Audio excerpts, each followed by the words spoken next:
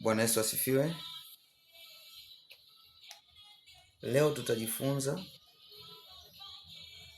hatua 6 za kufuata ili kuzaliwa mara ya pili. Hatua ya kwanza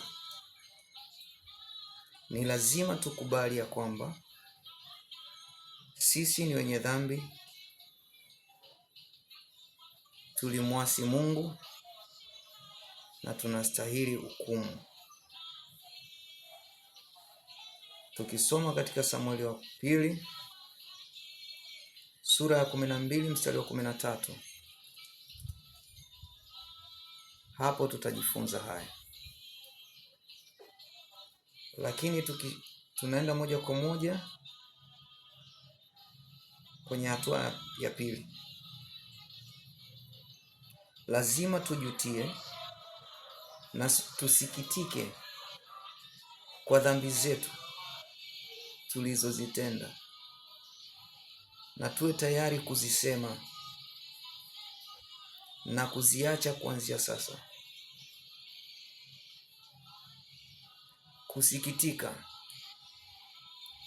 na kujutia lazima kuambatane. Yaani usikitikie wizi wako, usikitikie uzinzi wako, usikitikie uchawi, usikitikie umbea, usikitikie uongo. Kwa nini usikitike? Kwa sababu ulifarakanisha watu, ulisababisha maumivu kwa watu, lakini zaidi ulimkosea Bwana Mungu. Kwa hiyo ili kuzaliwa mara ya pili lazima usikitike haya makosa yote uliyotenda. Katika hatua ya tatu, lazima ukubali kuwa huwezi ukaacha dhambi kwa nguvu zako mwenyewe au kwa nguvu zetu wenyewe. Hatuwezi tukaacha dhambi. Nini cha kufanya basi? Lazima tukubali ya kwamba na tuombe msaada kwa Bwana Yesu, yeye mwenye nguvu ya kushinda dhambi, mwenye nguvu ya kuacha dhambi. Atatusaidia nasi tutaacha dhambi. Amen. Lakini katika hatua ya tatu, hatua ya nne, lazima tumwamini Bwana Yesu kama Biblia isemavyo katika Matendo ya Mitume sura ya 16 mstari wa 31. Lazima tuamini maneno yote ya Bwana Yesu.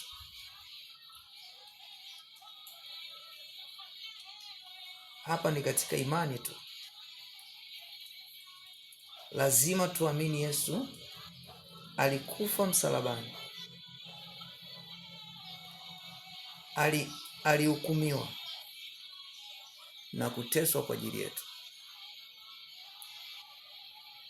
Lakini lazima tuamini damu ya Yesu inaweza kusafisha dhambi zote.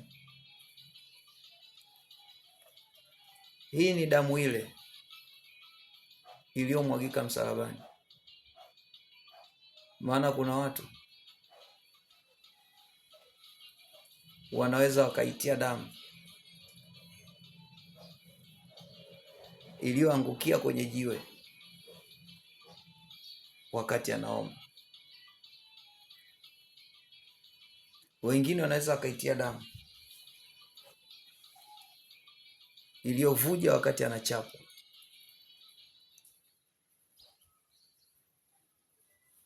Wengine wanaweza kusema Yesu alijikwaa na damu ikatoka, kwa hiyo hiyo damu inaweza ikatakasa dhambi zangu. Lakini ni damu iliyomwagika msalabani peke yake ndio inaweza ikasafisha dhambi. Katika hatua ya 5, lazima tukubali ya kwamba Yesu Kristo ni Bwana wetu na ni kiongozi wetu, kwa sababu tulipokuwa kwenye dhambi tulikuwa tukiongozwa na Shetani. Tulipokuwa kwenye dhambi tulisemeshwa na Shetani. Lakini sasa tumekuja kwenye uongozi wa Yesu. Lazima tumseme wazi wazi, lazima tumuhubiri wakati wote na muda wote. Tunamkubali Yesu kwamba ni kiongozi, kwamba ni Bwana wetu. Lakini katika hatua ya 6 na ya mwisho, lazima tuchukue maneno yote pamoja nasi tumwendee hakimu. Tukisoma katika Yohana sura ya 5 mstari wa 22, inatuambia wazi kwamba Yesu ndo atakaye hukumu yote. Kwa hiyo kumwendea Yesu, tunamwendea tukiwa na uhitaji wa ulinzi, tukiwa na uhitaji wa chakula, mavazi, makazi na vitu vingine. Tunapomwendea Yesu, anatufanyia hukumu ya hayo yote. Kufanya hukumu ni kwamba kutupatia mahitaji yetu. Atatupatia mahitaji yetu yote tunayohitaji, anaturudishia kutoka sehemu ya mbali. Kwa maana Yesu alikuja kufufua kilichokufa na kuzikwa. Alikuja kurejesha kilichoibwa na kupotezwa. Yesu Kristo huyo alikuja kufungua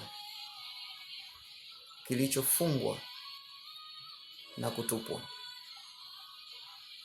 Kwa hiyo katika hatua hizi 6 tunapata kuwa tumezaliwa mara ya pili, ikiwa tunaziishi zote. Amen.